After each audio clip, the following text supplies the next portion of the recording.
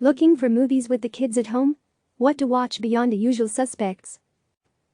Those looking to broaden their children's media diet during time spent home because of coronavirus shouldn't limit the menu to whatever TV shows are playing.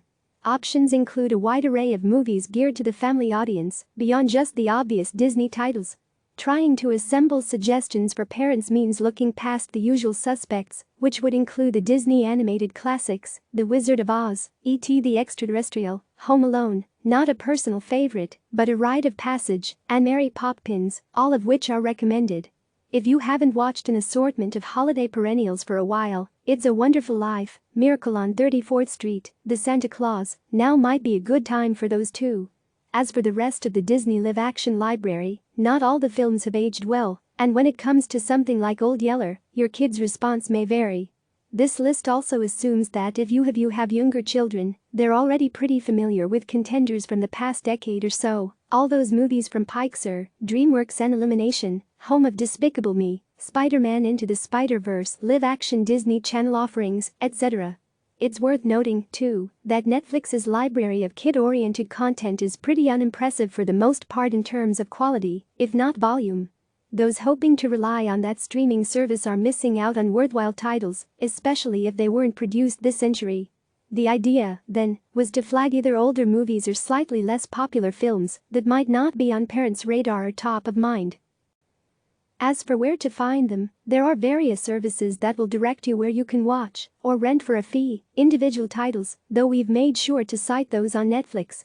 It's worth noting, too, that some of the older films periodically pop up on Turner Classic Movies, whose lineup is worth scanning for those who get the channel. Like CNN, TCM is a unit of Warner Media.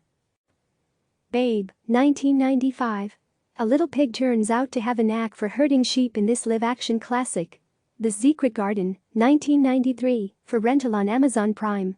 One of several versions of the classic story about an orphan who goes to live in a creepy old house and dramatically improves things, but this one is particularly gorgeous and moving. A Little Princess, 1995, Netflix. Directed by Alfonso Cuarón, who won the Oscar for Roma, the film tells the story of a young girl living in a boarding school during World War I, who thinks her father has died in the war. She uses her imagination to spin beautifully shot stories about a rich fantasy world. The Black Stallion, 1979.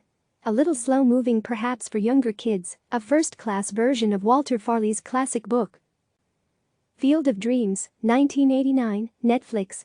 With the baseball season delayed, this live-action film starring Kevin Costner is filled with fantasy, a love for the game, and a deep emotional hook for older kids. Or just watch it, again, without them. The Iron Giant, 1999, and Coraline, 2009.